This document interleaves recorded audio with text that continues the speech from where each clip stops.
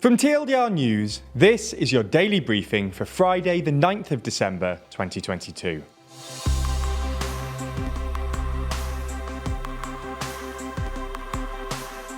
Good afternoon. In today's Spotlight story, we run through the prisoner swap between the US and Russia.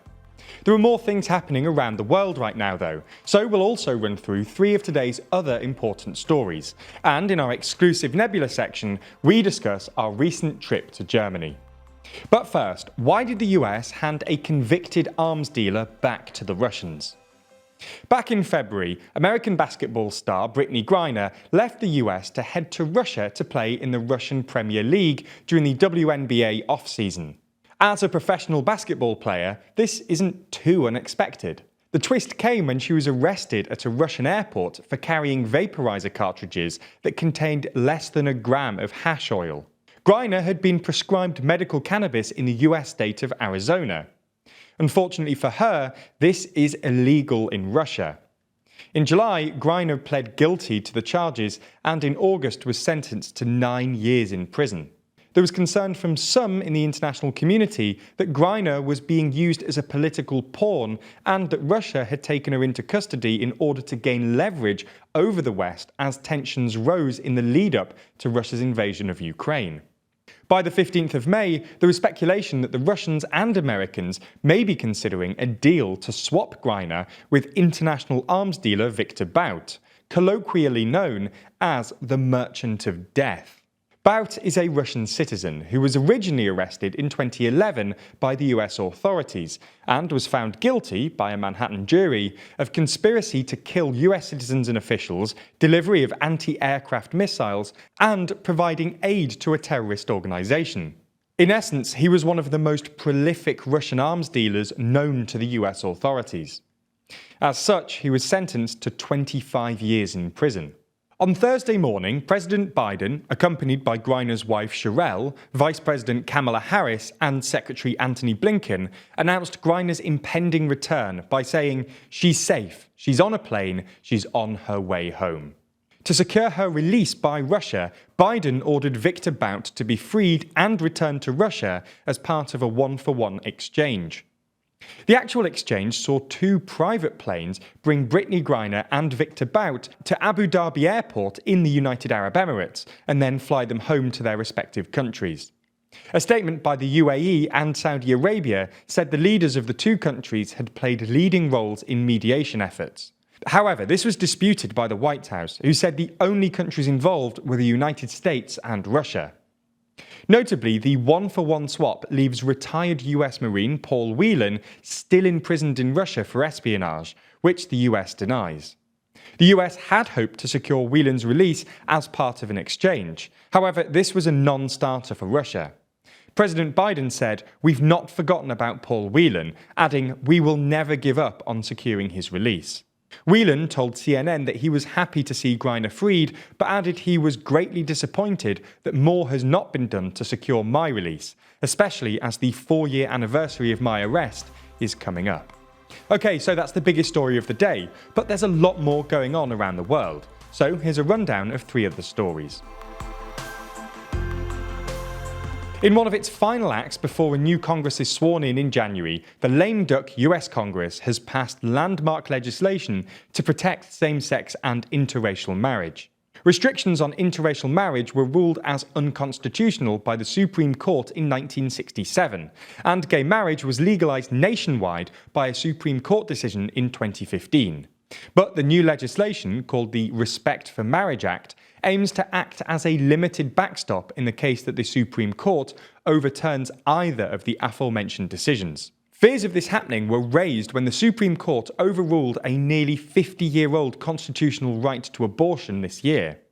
If either ruling is overturned, the Respect for Marriage Act requires the federal government and states to recognise same-sex and interracial marriages as long as they were legal in the states where they were performed. The act was passed by the Senate last month in a 61-36 vote, with 12 Republicans joining 49 Democrats. The House of Representatives gave final congressional approval on Thursday in a 258-169 vote, with 39 Republicans joining every House Democrat. President Joe Biden said the Respect for Marriage Act will give peace of mind to millions of LGBTQI+ and interracial couples who are now guaranteed the rights and protections to which they and their children are entitled. There's more on the way, but be sure to subscribe and ring the bell to make the daily briefing part of your daily routine, or just search for us on your podcast app to listen along.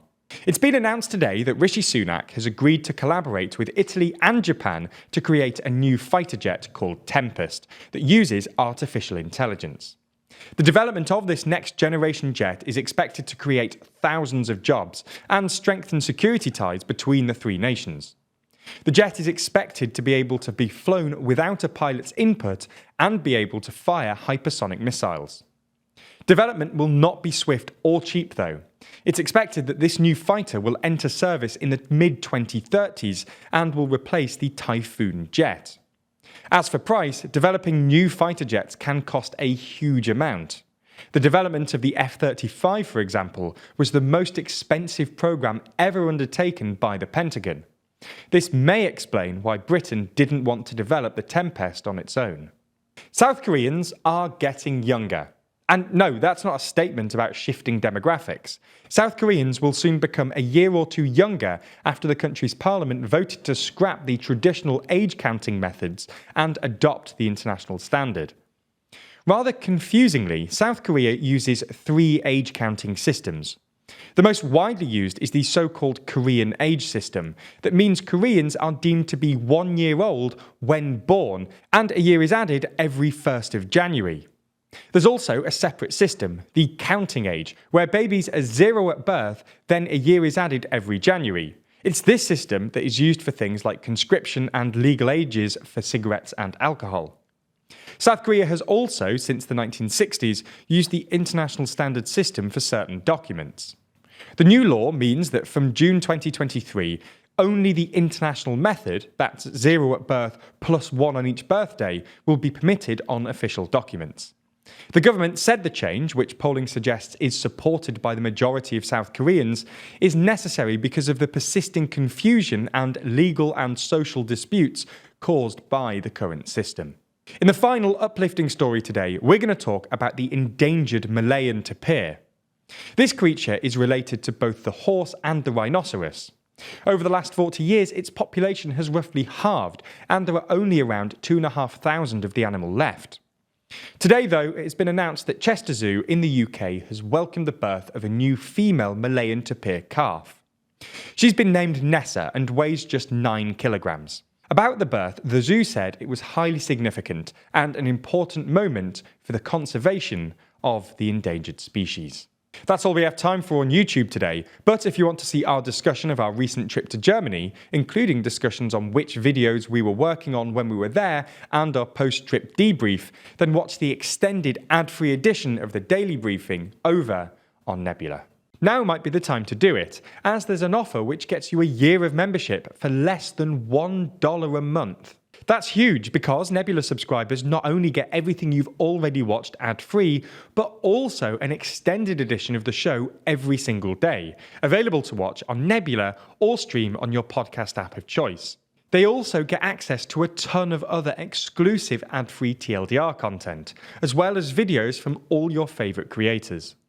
The good news is, like I mentioned, our friends at CuriosityStream, the streaming service which offers you some of the world's best documentaries, is offering an incredible deal whereby you can get both platforms, CuriosityStream and Nebula, for less than $12 a year. That's all the documentaries you could want on CuriosityStream, and then more TLDR content on Nebula, including the extended briefing, other full exclusive TLDR videos, and it's always ad-free. Click the link below to get both services for less than $1 a month, a deal which doesn't last long, and support the channel.